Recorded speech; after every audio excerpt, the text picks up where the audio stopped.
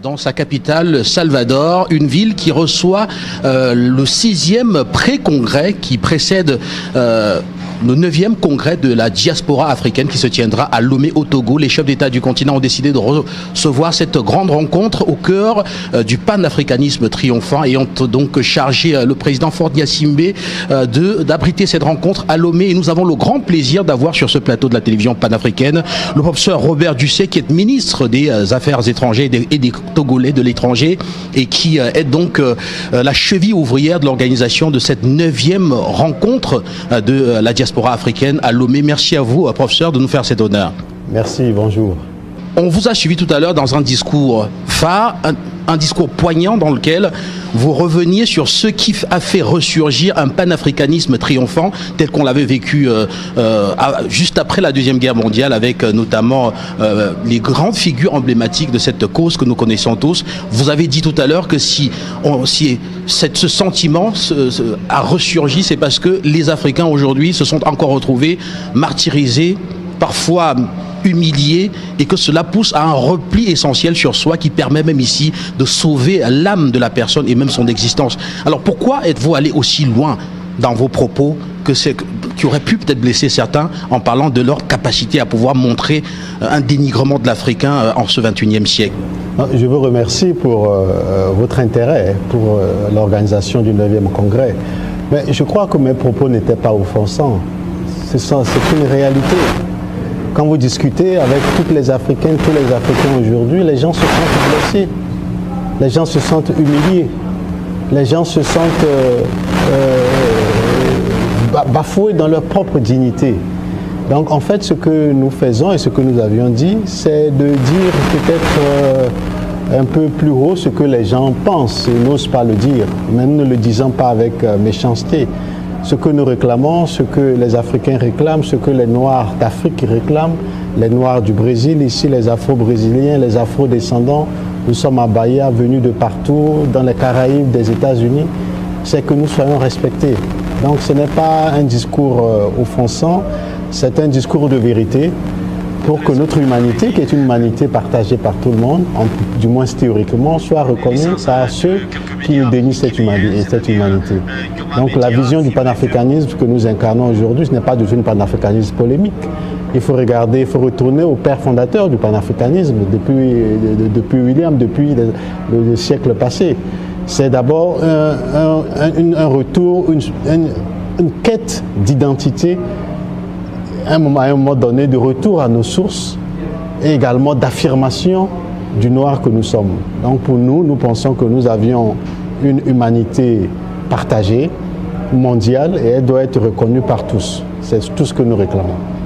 La préparation, Excellence, Monsieur le Ministre, de ce 9e congrès de la diaspora africaine qui va se tenir à Lomé a commencé depuis de nombreux mois maintenant. Cette rencontre de Bahia est la 6e, je l'ai dit à l'introduction, qui vient donc ici clôturer définitivement la période des rencontres préparatoires. Alors déjà, premièrement, quels ont été les thèmes abordés pendant les rencontres précédentes? Et deuxièmement, pourquoi Bahia clôture cette très très longue série? D'abord, il faudrait, vous savez qu'au sein de l'Union africaine, nous avons mis en place un comité de haut niveau sur la décennie 2021-2031, qui est la décennie des racines et de la diaspora africaine. C'est au sein que le Togo préside, hein, donc c'est la raison pour laquelle nous sommes là. La question de cette décennie où les propositions ont été faites par le Togo. Donc nous avons suivi une procédure institutionnelle. Vous savez qu'au sein de l'Union africaine, c'est pédagogique.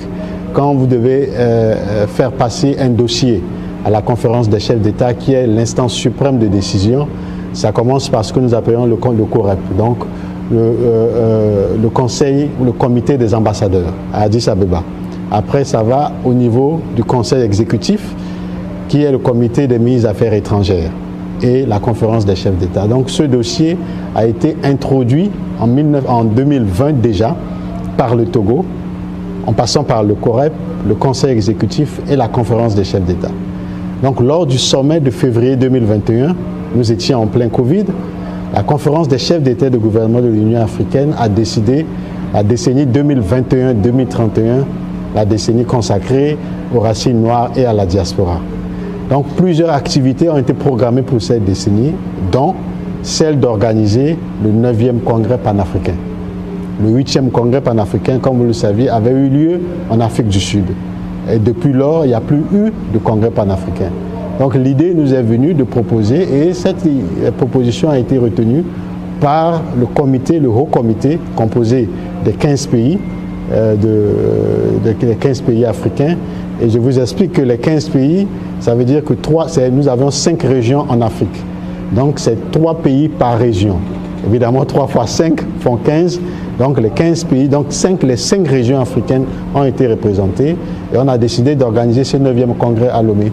Dans l'organisation du 9e congrès et dans toutes les réunions préparatoires, le sujet panafricain est tellement délicat et tellement important que le comité a pensé qu'il faut sensibiliser les Africains un peu partout dans le monde. Alors nous avions décidé d'organiser avant le 9e congrès de Lomé des pré-congrès, des congrès dans chaque région d'Afrique. Nous avions 5 régions, donc les 5 congrès ont été organisés en Afrique. Et comme vous le saviez, il y a une 6e région africaine, qui est la région de la diaspora et des afro-descendants. Et c'est ça qui justifie le choix du Brésil. Donc la première réunion, le premier congrès, pré-congrès, a eu lieu en Afrique du Sud, en Afrique du Sud, à Johannesburg, en décembre passé. Le 2e congrès, en mars passé, à Bamako. Le 3e congrès au Maroc de manière virtuelle. Le 4e congrès au Congo-Brazzaville, virtuel. Le 5e congrès en Tanzanie, virtuel.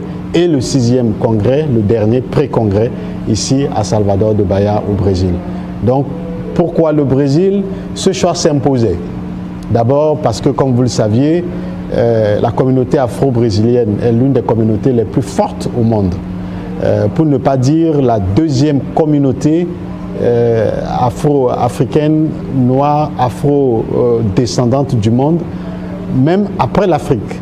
Parce que si vous prenez l'Afrique, le pays le plus peuplé en Afrique, c'est le Nigeria, avec 200 et quelques millions d'habitants. La communauté afro-brésilienne est à plus de 100 millions d'habitants. Et donc, hormis le Nigeria en Afrique, le Brésil est en fait, la communauté afro-brésilienne est la 2e communauté la plus importante dans le monde. Et nous avions discuté avec les autorités brésiliennes qui ont accepté d'accueillir ce congrès ici et ont proposé que ce soit la ville de Bahia, qui est une ville qui est composée, que ce soit l'État de Bahia, qui est un État composé à 80% d'Afro-Brésiliens et à 70% d'Afro-Brésiliens dans la capitale, ici à Salvador. Excellence, on sait qu'il y aura de nombreux ateliers qui vont se tenir ici à Salvador. Alors, au sortir de là, qu'espérez-vous en termes de déclaration qui sortira d'ici et qui très certainement sera le fil conducteur des échanges qui auront lieu à Lomé au Togo? Vous saviez que c'est prétentieux, nous venons de commencer le pré-congrès, donc la société civile et tous les participants sont en train de discuter. Nous attendons patiemment la déclaration qui sera adoptée. Évidemment que nous souhaitons que la déclaration de Bahia, qui est sur les mémoires, la restitution, la reconstruction et la réparation, soit une déclaration forte afin d'accompagner, de faciliter la prise de décision au sein de l'Union africaine sur ce thème qui est dédié ici à Bahia. Donc les discussions sont en cours.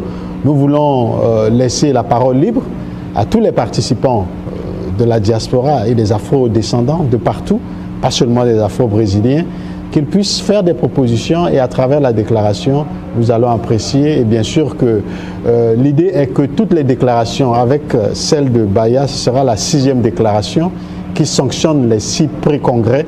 Et toutes ces déclarations seront versées au congrès du 9e congrès de Lomé. Et lors du 9e congrès de Lomé, il y aura 6 commissions. Et donc chaque pays, chaque représentant des pré-congrès fera la restitution dans chacune des commissions et les discussions auront lieu dans les commissions à Lomé afin de trouver un consensus général. C'est un travail laborieux qui prend beaucoup de temps et d'énergie, de tact, etc.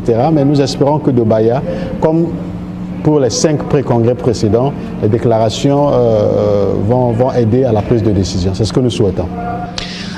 Ici à Salvador, on compte un peu, plus de 50 nationalités présentes, que ce soit des pays du continent africain ou alors des afro-descendants qui ont d'autres nationalités étrangères qui participent à ces échanges. Est-ce que vous pourriez dire que cet ensemble-là est suffisamment représentatif de cette diaspora africaine des Amériques et qu'au sortir d'ici, ce qui sera retenu peut être considéré comme étant légitime, la voix légitime de cette diaspora africaine des Amériques? Je pense que oui. D'abord parce que tous les pays africains sont représentés. Donc nous sommes 54 pays, tous les pays sont représentés à différents niveaux.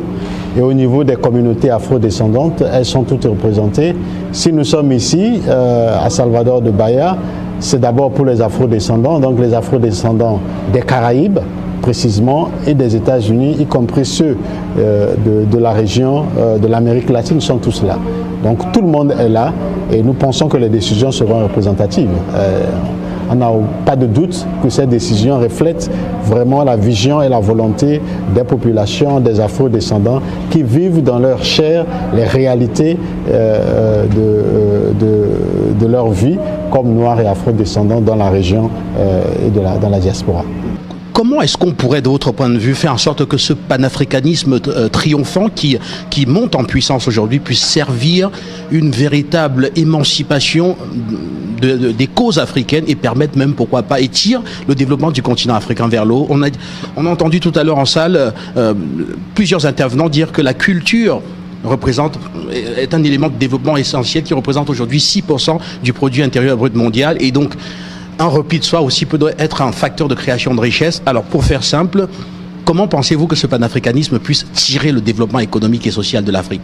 Moi je crois que d'abord le développement politique, économique, social et culturel de l'Afrique doit venir des Africains. C'est-à-dire qu'entre Africains, il faudrait arrêter de penser que notre développement va dépendre de quelqu'un d'autre. Aucun étranger ne viendra nous faire sortir de notre sous-développement. Le narratif aujourd'hui est de faire croire et de dire que rien ne va sur le continent africain. Sur le plan politique et économique, que les populations africaines sont paresseuses, les dirigeants sont corrompus, etc. C'est un narratif écrit et entretenu. Malheureusement, dans certains pays, c'est une réalité. Mais nous devons comprendre qu'en tant qu'Africains, pour sortir du développement, pour être respectés, ça doit venir de nous-mêmes. Si nous ne nous respectons pas nous-mêmes, si vous et moi ne se respectons pas, je ne respecte pas vos collaborateurs et si vous ne respectez pas mes collaborateurs, on ne peut pas évoluer. Donc je pense qu'il faudrait avoir un narratif d'abord africain. Nous avons des problèmes, nous avons des réalités, nous avions la capacité de transformer le continent africain nous-mêmes. Une fois que nous sommes conscients de ça, bien sûr que nous sommes ouverts aux partenaires qui veulent travailler avec nous. Donc les partenaires peuvent venir travailler avec nous et ensemble, on peut cheminer. Mais il ne faut pas penser que notre développement va dépendre de quelqu'un, etc. Donc pour moi, le panafricanisme aujourd'hui, qu'il ait une vision politique, économique, culturelle, etc., doit être pensé par les Africains. Et cette pensée africaine doit aller dans une phase d'action. Vous savez, c'est depuis 1900 qu'on parle du panafricanisme. Nous avions les pères des indépendances qui ont incarné le panafricanisme et on connaît la suite, on ne va pas refaire l'histoire. Nous avions cette génération aujourd'hui qui vient parler du panafricanisme. Mais on ne peut pas rester dans les discours, il faut aller à l'action.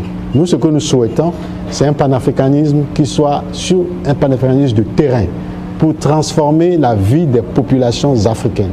Il n'est pas question qu'on parle du panafricanisme aujourd'hui, qu'on se retrouve dans 20 ans en train de chercher, où se trouve en train de chercher l'eau potable dans chacun de nos villages, en train de dire qu'il n'y a pas d'électricité, il n'y a pas d'énergie, etc. Pour moi, ça sera un leurre. Donc nous devons nous mettre au travail pour transformer nos idées, les idées des pères fondateurs en une réalité pour le bien-être des populations africaines. Et vous l'avez encore dit, Excellence, c'est le temps de l'action, les discours, on va continuer à les faire, mais très peu pour agir suffisamment. Et donc, à quoi concrètement faudrait-il s'attendre du 29 au 2 novembre de cette année 2024 à Lomé, en parlant bien sûr de ce 9e congrès panafricain qui va se dérouler dans la capitale togolaise? Ce que je sais, c'est que venez à Lomé, vous verrez la surprise. Je ne peux pas vous dire ce qui va se passer, mais ce que je sais, c'est que dans tous les échanges et les déclarations des 5 pré-congrès que nous avions déjà eus, il y a une demande forte de passer à l'action. Donc, comme vous serez à Lomé, je pense que vous êtes invité. Merci, Excellence. À Lomé, je pense que vous allez vous-même échanger avec les participants de Lomé et voir les réalités, les décisions prises. Et ensemble, vous et moi et tous les participants, nous allons tirer des conclusions et voir comment cheminer pour le meilleur du continent africain, le meilleur des afro-descendants aussi. Pour tous ceux qui voudraient participer et qui sont au sein de la diaspora, comment faire? Oui, il y a un site qui est ouvert. Je crois que, hormis les États, les communautés et les associations qui sont invités, ceux qui sont intéressés peuvent aller sur le site du ministère des Affaires étrangères du Togo et ils verront qu'il y a des formulaires, etc. à remplir pour prendre part à ce congrès important. Merci beaucoup, Excellence. Merci, je vous en prie.